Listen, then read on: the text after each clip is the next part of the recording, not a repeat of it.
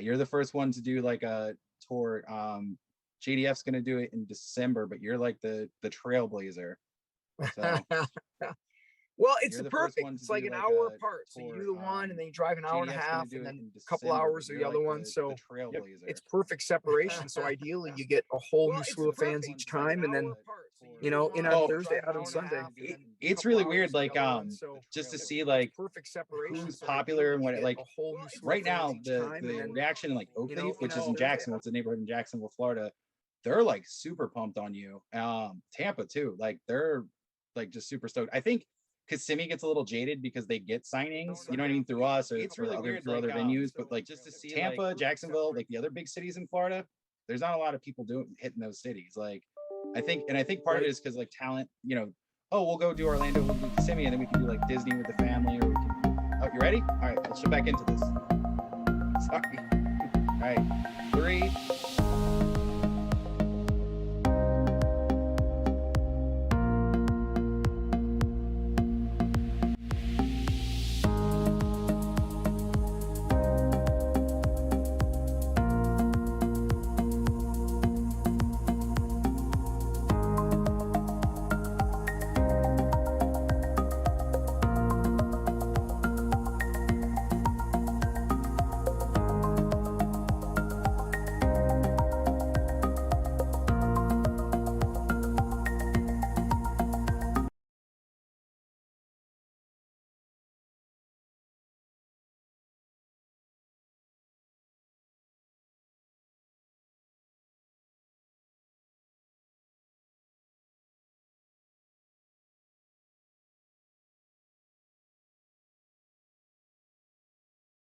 Jump right back into our interview.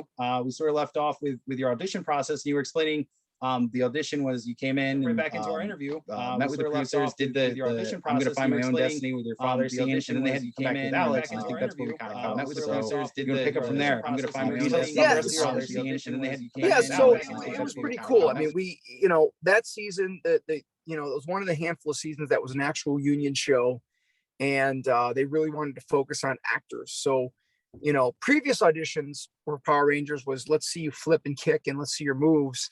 We had none of that. It was strictly about scene study. And the audition was, and if I'm overlapping, I apologize. We came in, or I came in, all the Red Rangers, I should say. We came in and read the 6-page audition as Wes. And then they said, and when you're done, we want you to leave the room, come back in as Alex. I mean, take a few seconds if you need. And then do the audition again as Alex. We want to see how your demeanor changes, the way you walk, the way you talk. And so I always thought that was pretty cool that they were really focused on the work. And I was fortunate enough to have booked that role. So now let's pretend this is acting 101. As an actor, like how do you, I mean, you're still Jason Faunt, but now you're going to be Wes, you're going to be Alex. So how do you get in that mindset of like, oh, I'm Wes now, or oh, I'm Alex now, because they're two different people or two different characters, right? But you're still Jason. Two different people or two different characters. Wes was very similar to who I was, so that wasn't hard.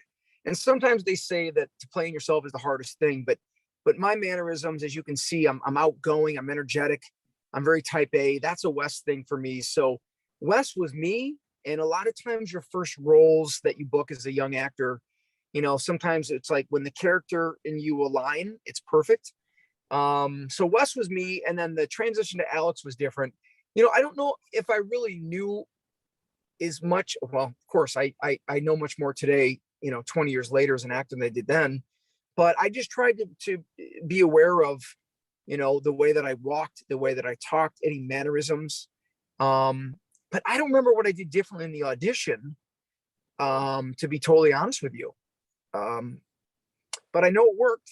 And I know once we got to set, they were big on, Alex being someone from a military background, his mannerisms. And so somehow it worked out for me. But once we got on set, they were really big on, like I said, the way I walk, the way I talk, kind of the way your speech cadence of when you speak. So anyway, yeah, it was pretty cool. And I don't think we knew on the day that we were going to be doing it like that. So I don't think we even were able to prepare, So you walked into the audition and they were like, yeah, by the way, you're two guys, go. I don't remember that part. but I don't think anyone said we're going to see you do it twice. Right. And so my guess is that that was something that kind of had to be discovered on the spot. But it was pretty cool. And fun fact, I got paid twice for that. So every time I was Alex and Wes, I was paid like two different people. Oh, so when you saw that script and both characters were showing up, you were like, when you found out he actually wasn't dead, you were pretty stoked, right? You were like, I was very stoked. Yeah, double time. Every time he was on, I remember telling the other all of the cast, like, "Oh, cool, I get paid twice today," and so that was always part of the joke. I am sure they were stoked to hear that. Yeah. So let me ask you this: what was your best experience like being a ranger? Like, what is on set like being a ranger? What is the coolest story you have for us? I think the coolest story that I had was, and this is even now, to see the way you've impacted fans. I mean, that's something that I never really understood at the time. You get on a TV show and it's a Power Ranger show, and that's great. You understand that it's a huge thing. I was older when I booked the role, so I didn't really understand as much as some of the younger Rangers did, because I was 27 when I booked the role. So I knew of Power Rangers. Yeah, I was much older.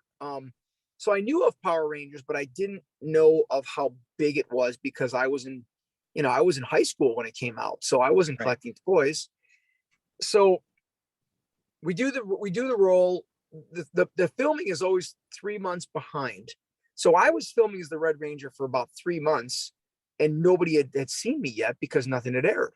Right. So I'm running through for 3 months filming, and nobody knows who I am. By the time the first episode aired, we were done filming by like month 7 or 8, because there was a strike coming. So they were filming 6 days a week to get everything in the can to prepare for the strike. So there was only about 3 or 4 months that I was actually filming and actually on TV. Right. So by the time that happened, boom, I was out. They were already looking for the new guy. And I didn't really get a chance to really enjoy, except for a few people coming to set that were Make-A-Wish Foundation. But like, it was a very short-lived moment where I was the guy in real life and on TV, maybe 4 months, because by month 5, they had hired Ricardo or whatever it was, and I was already out, which is crazy.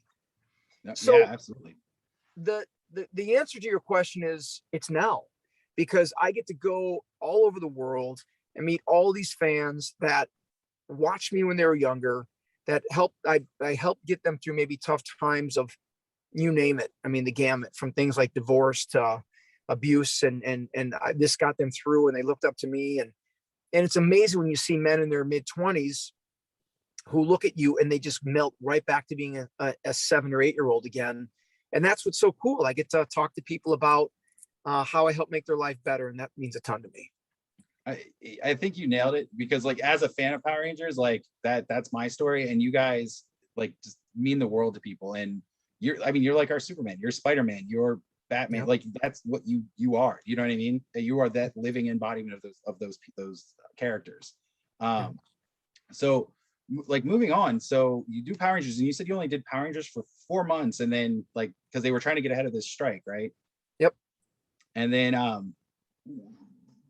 obviously it's a big hit. Time Force is literally considered one of the all-time greatest seasons of Power Rangers, period. And this is going against even like the Mighty Morphin era. Alex, Wes, like Wes is one of the literally like Hall of Fame Rangers. That's your character, obviously, for people that aren't aware and just tuning in. But what is it like 20 years on? Because I mean, Time Force is still in syndication. You could turn on, Disney XD or whatever, and there's just an episode of Time Force. You ever like stumble across yourself on TV and you're just like, oh yeah, that's me?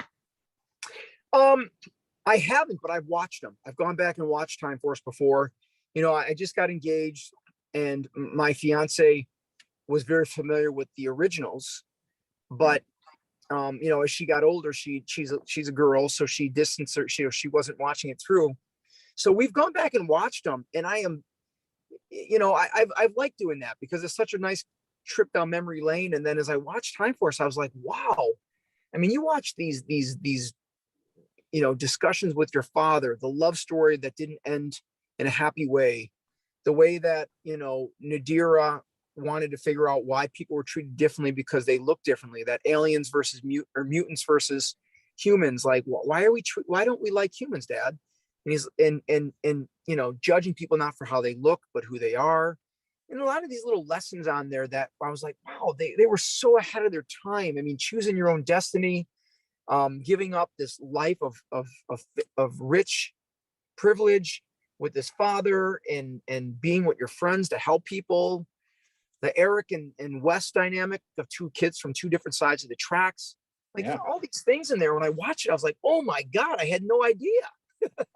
No, and really, I mean, within like the fandom, that's one of the things that adds the credence to Time Force being one of the best seasons. Is there are a lot of themes and a lot of things they did differently than they had already. Like, so for example, like, you're not the Red Ranger right away. You're not the leader. Usually in seasons past or even seasons after, you know, the team kind of solidifies by the end of the pilot, right? That wasn't the case in your season. It's like episode 2 or 3 before you're really like the Red Ranger, before, you know, I can't remember the Pink Ranger's name, but where she's like, yeah, okay, fine, you can be the Red Ranger, right? Yeah. I died. I mean, I died in the first episode, so that was kind of weird.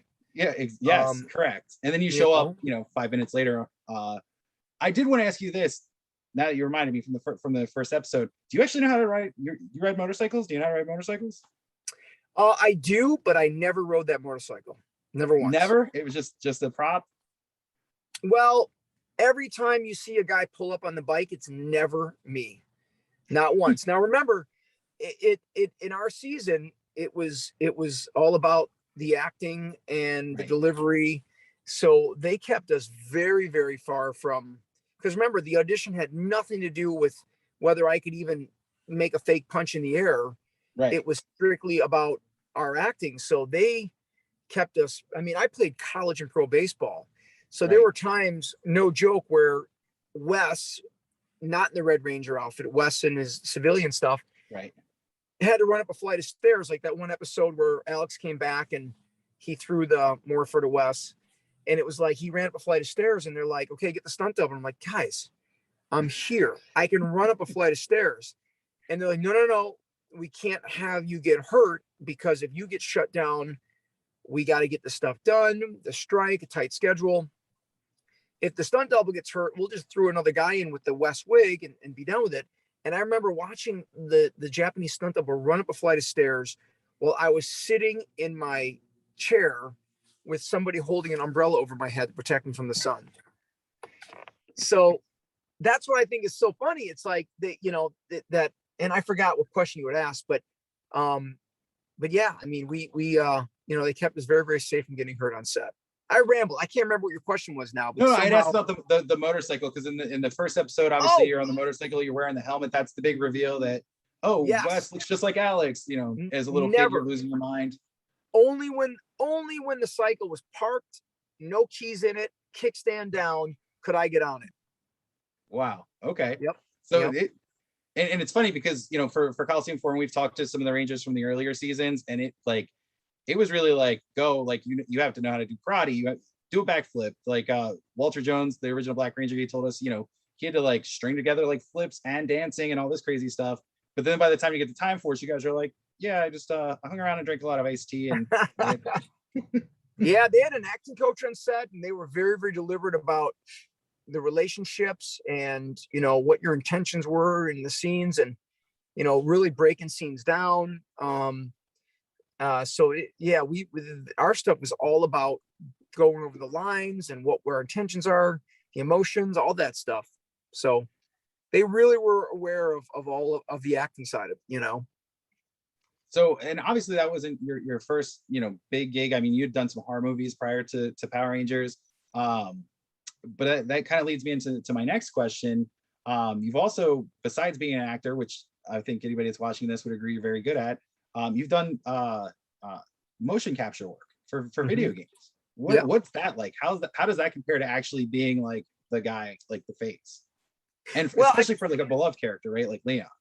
Yeah. So, you know, the Leon thing was awesome. I got a chance to be a part of a huge franchise. Motion capture is cool because what people don't realize is the Resident Evil job of Resident Evil 6, that from audition to end was 2 years of my life. 2 years. And I couldn't talk about Resident Evil the entire 2 years because we had to sign NDAs. So what's cool about that is the Leon character is so big is that I did all the motion capture and Matthew Mercer did all the voice. Okay. Right.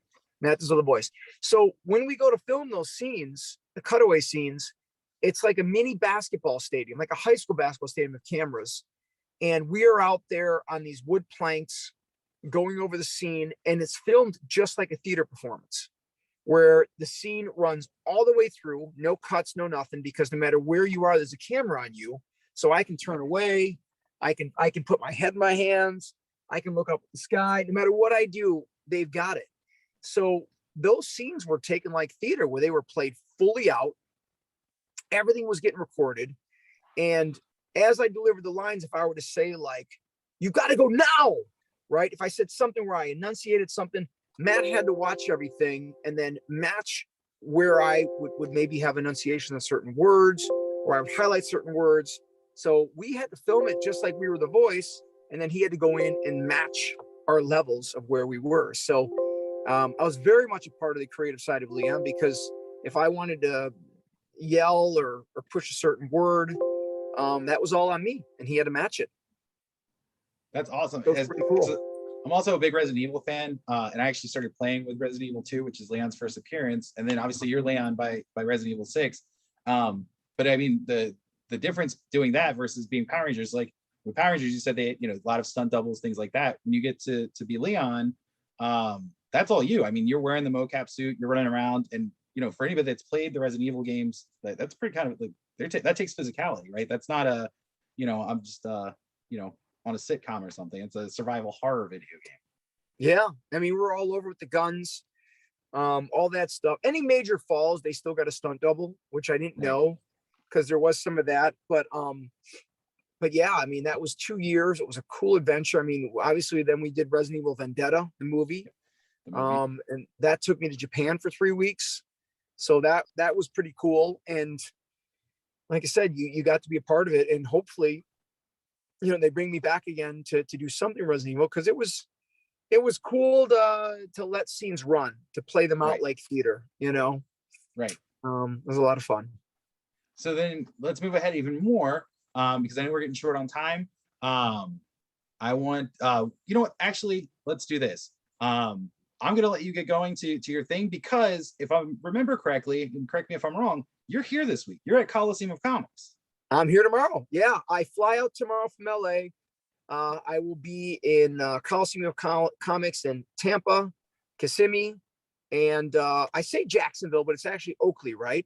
No, it is Jacksonville, but it's like this neighborhood in Jacksonville. So Jacksonville's so big, you'll figure it out when you get there. It's huge. Okay. So the neighborhoods all kind of have names, and you're going to be in the Oakleaf neighborhood, but it's Jacksonville. Yeah. Yep. And so, yeah, I'll be there all weekend. And, just to kind of put that, and we'll talk about Legend White Dragon when we get there, but, we're excited. These comic book tours that JDF created has been amazing, because we get to spend more time with the fans. We get to have more personal one-on-one interaction. And I've been through probably, I want to say close to 20 different cities now. But when I fly in, like you're seeing, I hit 3 cities within that area. Right.